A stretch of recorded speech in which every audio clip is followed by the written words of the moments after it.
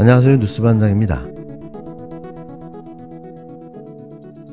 용산에서 한동훈 비대위원장을 자르지 않는 한 용산의 견제는 허리우드 액션에 불과한 역할 분담쇼에 지나지 않습니다. 국민의힘 독재 공천 시스템 가동에 따른 영남 피바다 수도권 원외 당협위원장들의 숙청으로 곡소리 나는 곳이 여기저기 많을 것 같습니다. 한동훈 마음대로 한동훈 마음의 한심한 한심 공천 볼만한 구경거리가 되겠습니다. 한핵관들도 엄청 설쳐될 것 같습니다. 21일 국민일보 쿠키뉴스에 단독으로 보도된 황당무계한 헛소리 기사. 한동훈 국힘당 비상대책위원장이 본격적인 공천 심사를 시작하기 전부터 김경률 공천 잡음에 휘말리고 있는데 당내에서도 당장 시스템이 아닌 낙하산 공천이라는 반발이 터져나오고 불만이 점점 더 고조되고 있다는 겁니다. 이에 윤석열 대통령도 한동훈 비대위원장에 대한 지지를 철회한 것으로 확인됐다는데요. 이 황당 기사, 얘네들은 대체 국민 수준을 뭘로 보고 이러는 걸까요? 이걸 기획이라고 하고 앉아있는 걸까요?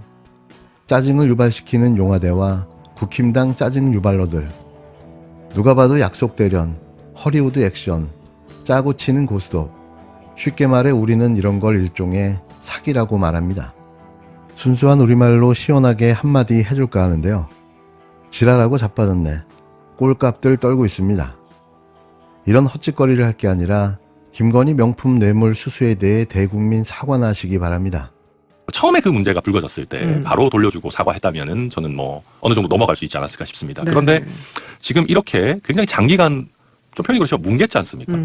이제는 이렇게 된다면 국민들도 단순한 사과뿐만이 아니라 결국 뭐 영부인은 대통령이 아니니까 네네. 결국은 형사 어떤 수사와 처벌의 대상까지 가야 된다고 보는 분들이 점점 더 많아질 겁니다. 지난 16일 밤 생방송으로 진행된 MBC 100분 토론. 불신과 비호감 정치는 외편에 출연한 유시민 작가가 윤석열 대통령을 향해 작심 발언을 쏟아냈는데요. 귀를 완전히 막고 있고 눈도 감고 있고 듣기 싫은 이야기는 일체 안 듣고 질문도 안 받고 토론도 하지 않는다며 윤석열 대통령을 직격했습니다. 말 그대로 천상천하 유아독존, 말이 좋아 민주공화국의 대통령이지 검찰공화국의 독재자라는 이야기인데요. 특히 이날 방송에서는 함께 출연한 유승민 전 국힘당 의원의 반응이 폭소를 유발시켰습니다.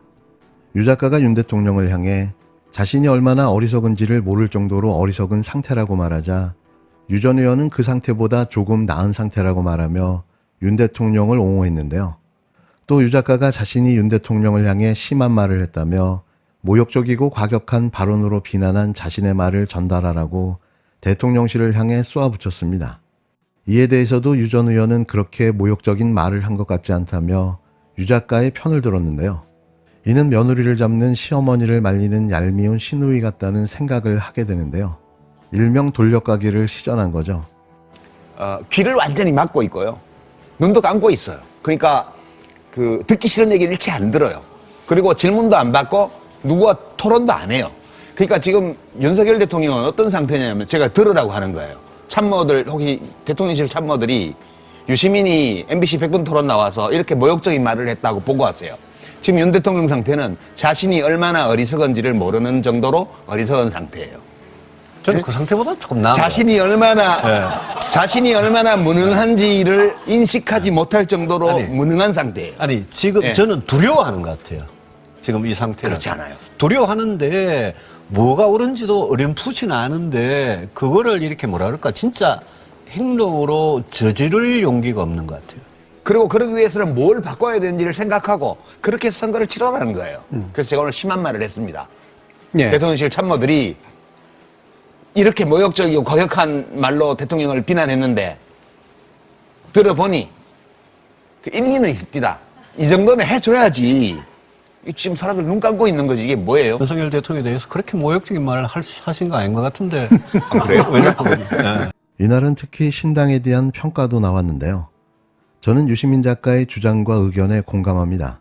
유 작가는 신당이 필요 조건과 충분 조건이 있어야 성공할 수 있다면서 필요 조건으로 윤석열 정권 수호, 정권 심판보다 적대적으로 공생하는 양당 체제에 파열음을 내고 정치 구조를 업그레이드하는 것이 더 중요하다. 나는 윤석열 정권 수호를 원하지만 이걸 이룰 수 있다면 무너져도 괜찮다라는 유권자 생각이 있어야 한다고 소개했는데요. 유 작가는 충분 조건으로 그 신당을 하는 사람들이 기존 양당보다 나은 게 있어야 한다. 더 유능해 보여야 하고 새로운 아젠다가 있어야 한다고 제시했습니다. 맞는 말이죠. 자신들의 권력 욕망을 채우기 위해 창당된 우후죽순의 신당들. 기존 정당에서는 자신의 밥그릇을 챙길 수 없게 되자 밥상을 다시 차려 밥그릇을 올려놓은 꼴인데요. 밥상을 차렸지만 밥도 반찬도 그나물의 그 밥인 겁니다. 뭐가 달라진 걸까요? 색깔이 바뀐 것 빼고는 달라진 게 없는데요. 제 눈에는 그렇게 보입니다. 이날 제일 중요한 포인트는 미결정층, 중도라 불리는 21%의 표심이 어디로 갈 것인가였는데요. 22대 총선 방송을 준비하는 MBC 선거방송 기획단은 유권자들의 마음을 추적할 수 있는 패널 조사를 시행했다며 지난해 12월 13일부터 17일까지 실시한 1차 패널 조사에서 아직 마음의 결정을 하지 못했다는 미결정층이 21%로 조사됐는데 한 달 만에 실시한 2차 조사에서 미결정층이 9%로 줄었다고 밝혔습니다. 한 달 사이에 12%의 미결정층이 결정층으로 바뀐 건데요. D-80일 앞으로 다가온 22대 총선. 민심이 요동치고 있습니다. 끝으로 신당 창당 선언을 하며 마삼중이 울먹였는데요. 왕따의 서러움, 최고 권력자에게 핍박당했다는 비애감, 아주 꼴불견이었습니다. 하지만 우리 모두는 다 알고 있습니다. 그가 왜 이렇게 됐는지 말이죠.